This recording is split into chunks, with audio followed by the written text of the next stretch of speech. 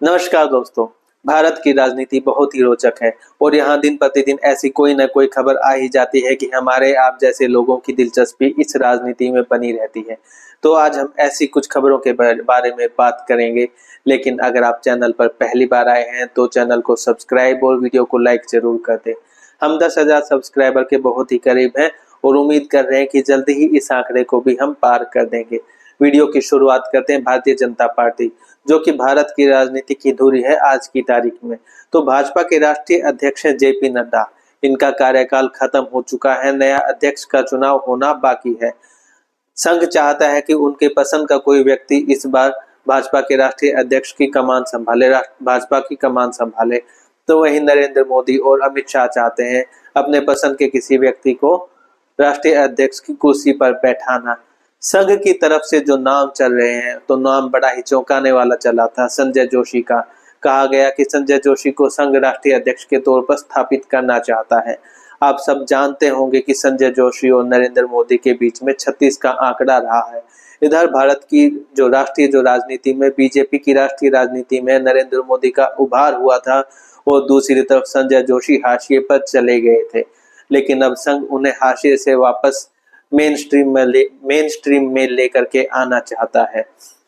अब जब संजय जोशी का नाम चला तो मोदी और अमित शाह ने लगभग इसे वीटो कर दिया कि संजय जोशी को वो अध्यक्ष के तौर पर स्वीकार नहीं करेंगे। तो दो और नाम चले। पहला नाम था शिवराज सिंह चौहान का। मध्य प्रदेश के कद्दावर नेता है। पूर्व में मुख्यमंत्री रह चुके हैं लगभग 20 वर्ष तक। अभी भी मध्य प्रदेश में भाजपा की सरकार है, लेकिन मोहन यादव को भाजपा ने अब की बार मुख्यमंत्री के चेहरे के तौर पर स्थापित कर दिया है। वहां पर शिवराज सिंह चौहान मध्य प्रदेश छोड़ करके राष्ट्रीय राजनीति में आ चुके हैं। विदिशा से सांसद हैं और मोदी सरकार में एक अहम मंत्रालय, कृषि मंत्रालय उनके जिम्मे है। कृषि मंत्रालय को शिवराज सिंह चौहान संभाल रहे हैं। और चर्चाएं चली कि संघ की दूसरी पसंद है शिवराज सिंह चौहान। इधर शिवराज का नाम चला, चर्चाओं में आया और उधर एक फाइल खुल गई। एक घोटाला हुआ था शिवराज सरकार में, व्यापम घोटाला। इसकी आंच शिवराज तक भी पहुंची थी। काफी सारी गिरफ्तारियां हुई, केस वगैरह भी चले थे। लेकिन शिवराज को उस समय क्लीन चिट मिल गई थी कि शिवराज का इस घोटाले से कोई लेना देना नहीं है। अब कहा जा रहा है कि व्यापम घोटाले की फाइल वापस से खुलने वाली है। राजनीति के जानकार बताते हैं कि इधर शिवराज का नाम चला है, उधर व्यापम घोटाले की फाइल खुली है। ये महज संयोग नहीं है, ऐसा संयोग 2012 में भी हो चुका है। उस समय नितिन गडकरी राष्ट्रीय अध्यक्ष के तौर पर अपना दूसरा कार्यकाल शुरू करने वाले थे। लगभग सभी सहमत हो चुके थे नितिन गडकरी को राष्ट्रीय अध्यक्ष के तौर पर दूसरा कार्यकाल देने को। पूर्ति ग्रुप जो नितिन गडकरी की कंपनी है, तो एक आरोप लगा पूर्ति घोटाले। तो मीडिया में, मेन स्ट्रीम मीडिया में खूब मामला उछला। हालांकि आखिर में पूर्ति घोटाले में कुछ नहीं निकला, लेकिन नितिन गडकरी को अध्यक्ष के तौर पर कार्यकाल नहीं मिला और उसकी जगह राजनाथ सिंह राष्ट्रीय अध्यक्ष के तौर पर भारत की राजनीति में वापस आ गए। दूसरा नाम चला था, वो चला था वसुंधरा राजे सिंधिया का। राजस्थान की कद्दावर नेता है, पूर्व में मुख्यमंत्री रह चुकी हैं, संगठन सरकार को बखूबी संभाल सकती हैं, ऐसा वो पास्ट में दिखा चुकी हैं। तो संघ की तरफ से उनका नाम भी राष्ट्रीय अध्यक्ष के तौर पर लिया जा रहा है। नरेंद्र मोदी अमित शाह के साथ वसुंधरा की भी नहीं पटती है बहुत ज्यादा। जब राजस्थान में भाजपा की सरकार बनी थी तो वसुंधरा के हाथ में पर्ची थमा दी गई थी, जिसमें नाम लिखा था भजनलाल शर्मा का, और उन्हें नए मुख्यमंत्री के तौर पर प्रोजेक्ट कर दिया था पार्टी ने, विधायक दल के नेता के तौर पर। भजनलाल शर्मा वर्तमान में मुख्यमंत्री हैं और वसुंधरा राजे राजनीतिक हाशिए पर चल रही है।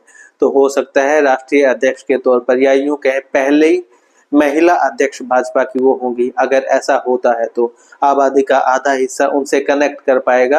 और संघ का लॉजिक है वो भी यही है कि कद्दावर नेता है, महिला अध्यक्ष के तौर पर भाजपा को महिलाओं का अपार समर्थन मिलेगा अगर वसुंधरा राजे को हम अध्यक्ष बनाते हैं। तो बात करते हैं राजनीति की, भारत की राजनीति की दूसरी धुरी कांग्रेस पार्टी की।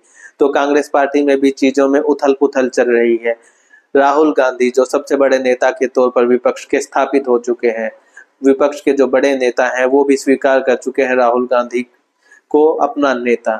लेकिन राहुल गांधी के लिए मुसीबतें बढ़ाई हैं इलाहाबाद हाई कोर्ट ने।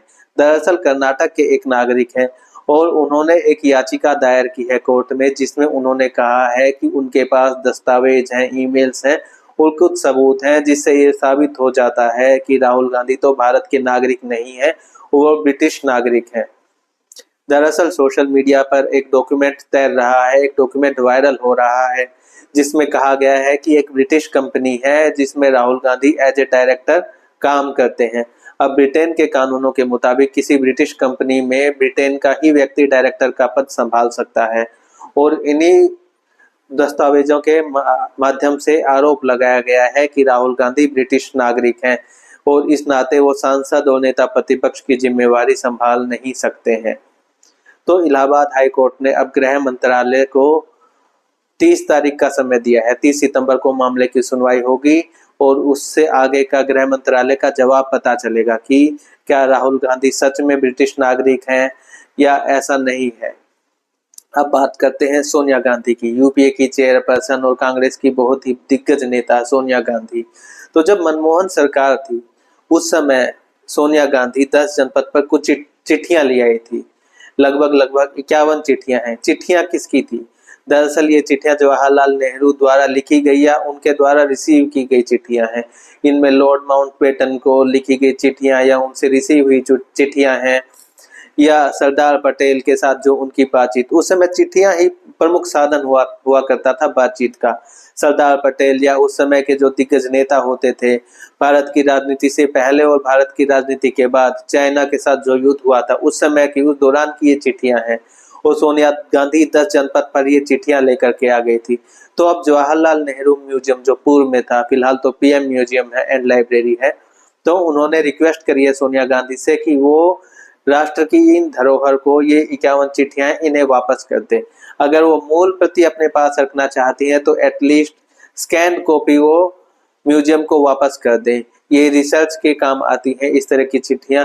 उस समय की जो बातचीत जो रही थी उससे पता चलता है कि क्या बातचीत चल रही थी, उसके अकॉर्डिंग क्या डिसीजन लिए गए और फिर आज के तारीख में उन डिसीजन का क्या प्रभाव पड़ा, वो डिसीजन सही है या गलत है, इन चिट्ठियों के माध्यम से पता चलता है रिसर्चर्स को। तो अब सोनिया गांधी को भी जवाब देना है कि वो इन चिट्ठियों को वापस करेंगी या नहीं।